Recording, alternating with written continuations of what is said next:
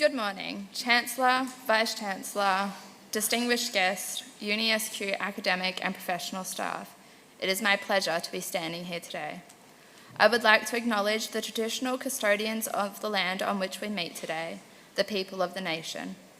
I would like to pay my respects to elders past, present and emerging, and any Aboriginal and Torres Strait Islander people here today. A very warm welcome to the family and friends who sit among us today to celebrate what the majority of us would call a victory. Welcome to my fellow graduates. Standing here as your valedictorian is something I never imagined, and it is such an honour to be delivering this speech. I recall the phone call I received to ask if I would be interested in taking up this role. I wasn't entirely sure what I had to say, and I've spent the last week asking myself that question and stressing, which drew me back into the tornado some call university life. Not long after many of us commenced studying, the pandemic occurred, and we had to navigate that and the new world of online learning. That was a huge adjustment for me, and not how I'd pictured my university experience. I was eager to meet fellow students and expand my friendships. Instead, we attended lectures via Zoom and sat online exams. It felt as though time stood still while we navigated what the future of healthcare or any industry would look like during a pandemic. Many of us persevered through cancelled placements and survived the stress of wondering if and when we would be allocated another. And here we are today. We've finished our reallocated placements and we're more resilient and dedicated than we ever were.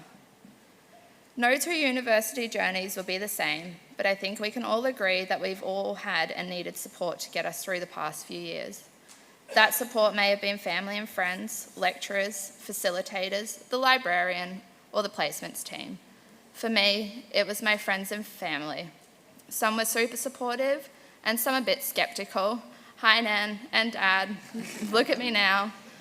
I'd like to thank my loving fiancé for putting up with my mood swings, my self-doubt, and never-ending tears, my two beautiful girls who motivated me to do something with my life, my mum who helped me by caring for my children while I attended placements and practical classes. They do say it takes a village to raise children, right, Mum? My dad for proofreading my assignments and providing valuable feedback. Well, it seems you've covered whatever it is they're asking. My nan and pop for checking in regularly to make sure I was still studying the same program I was 12 months prior. My best friend, who is now nearing the end of her own university journey, for supporting me while I procrastinated on the couch watching Netflix and submitting my assignments 5 minutes prior to the deadline. Who doesn't love an adrenaline rush? And last but not least, my grandmother and grandfather, watching down on me from above for believing I would make a wonderful nurse before I was old enough to even consider it as a career. Whoever your supports may be, let's take a moment to remember them and thank them all. You might wonder how I came to be standing here today. If you had asked me 10 years ago, or make that 3, if I would be standing here today having completed my Bachelor of Nursing and being your valedictorian, my answers would have been no and definitely not. For me, and I am sure for many, my journey was not as simple as leaving high school and jumping straight into university.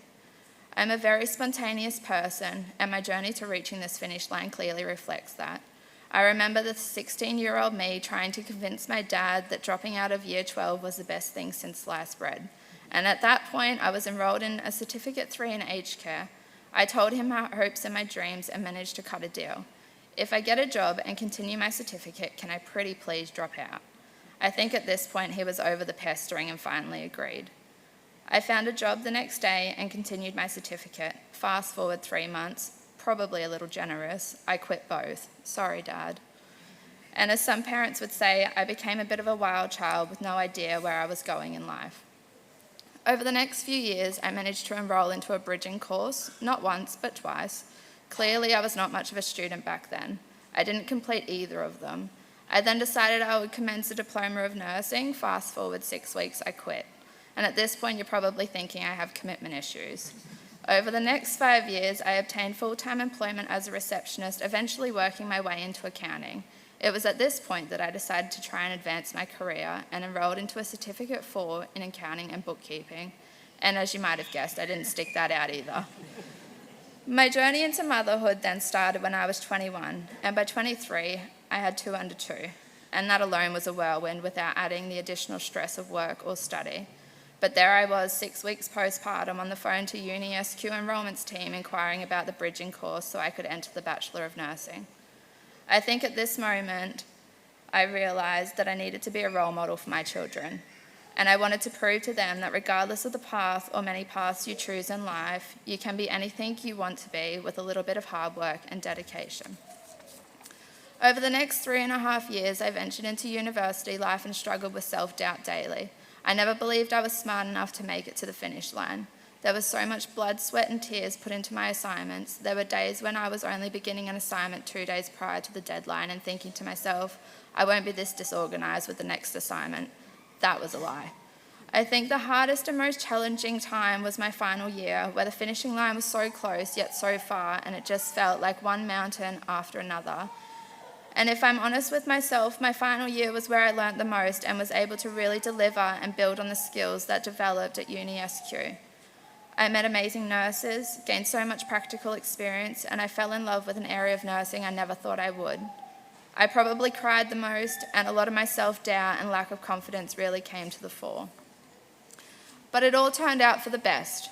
It was only the other day when I was caring for a patient who commented, "I'll never forget you, thank you," that I finally felt accomplished and knew that everything I had been through had finally paid off. So as we sit here today, some of us have already landed our dream job, others may be awaiting the perfect position, and some of you may be continuing your studies. Whatever it is that you're doing, be proud. Go and pose in front of the camera in your gowns and your caps. Post it on social media with your hashtag blessed. Scream it from the rooftop if need be, because we did it. Our journey doesn't stop here. We've dedicated ourselves to a journey of lifelong learning. We are the future, and as Tom Brokaw said, you are educated, your certification is in your degree. You may think of it as a ticket to the good life. Let me ask you to think of an alternative. Think of it as your ticket to change the world.